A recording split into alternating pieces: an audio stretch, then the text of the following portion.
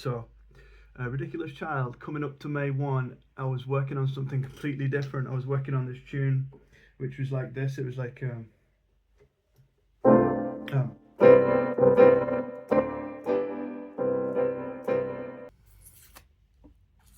yeah, it was based on where the BPM was for that tune, and I ramped it up, thinking, yeah, I need to really break away from that.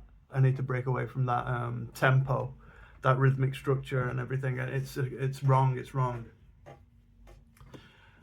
So after the rhythm's down, I tweaked the VST to get that 606 drum sound, which sounds really synthetic and electronic and all that. Music theoretical components of it. So we're in A major there. It's 2 bars of A major, and then we're descending from D chromatically. So you can take that as an A major, and I'm interpreting the descent from D as like falling within D minor.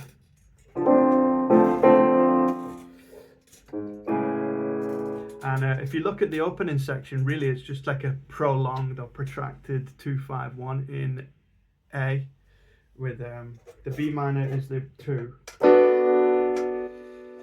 We got like a chromatic passing chord of a C minor 7, and then we got an E7 altered, which is our 5 chord, and then we're resolving on A. And I've only recently started hooking the piano up through the audio interface to get actual live piano sounds. And I mean, I've literally only just started doing that on this last recording. And I still need to tweak that piano sound and make it sound fuller, because it's still kind of sounding thin. I boosted it really with reverb and EQ settings, but I think it could probably be enhanced even more with more signal boosting and just more EQ contouring and things like that. So yeah, that opening section, it's a 2-5-1 in A major.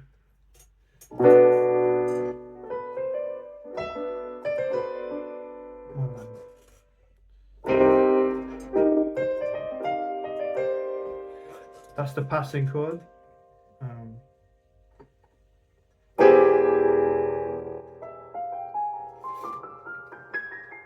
That altered scale is a nice colourful kind of sound, and then we're resolving into A major,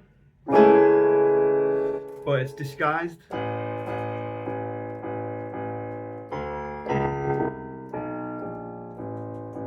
Because it's single lines, they're not full chord voicings. Around here in C, I was actually playing some kind of like bossa nova kind.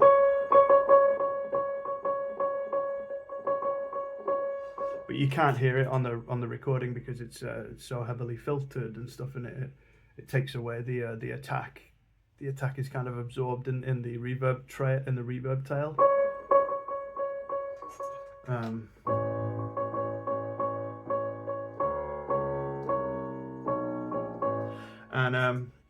Yeah, that C sharp pedal tone takes on different characteristics as it moves through the chromatic scale. So when it's sitting over A major, it's the 3rd of A major. When it's sitting over D, it's the major 7.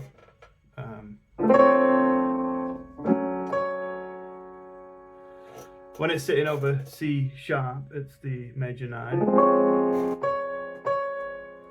When it's sitting over C, it's the minor 2.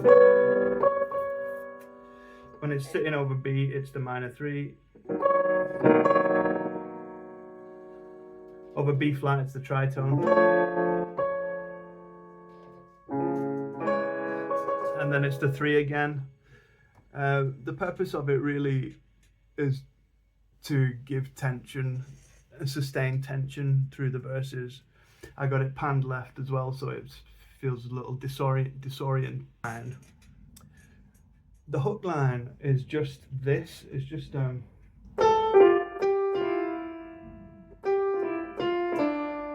But again, it's up an octave and it's heavily filtered. It's dual lines with a lot of reverb on it, and it almost sounds like a human voice, but it's not.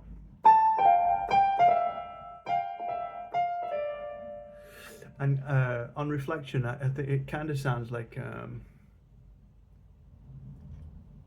is it Ennio Morricone who does the music on Ennio Morricone films? Is it Morricone? It sounds like that kind of wailing sound. And that's supposed to be like the hook section, what it builds to.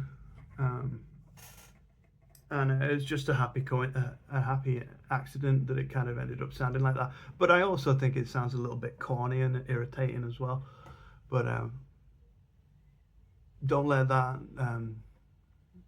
influence your appreciation of it too much.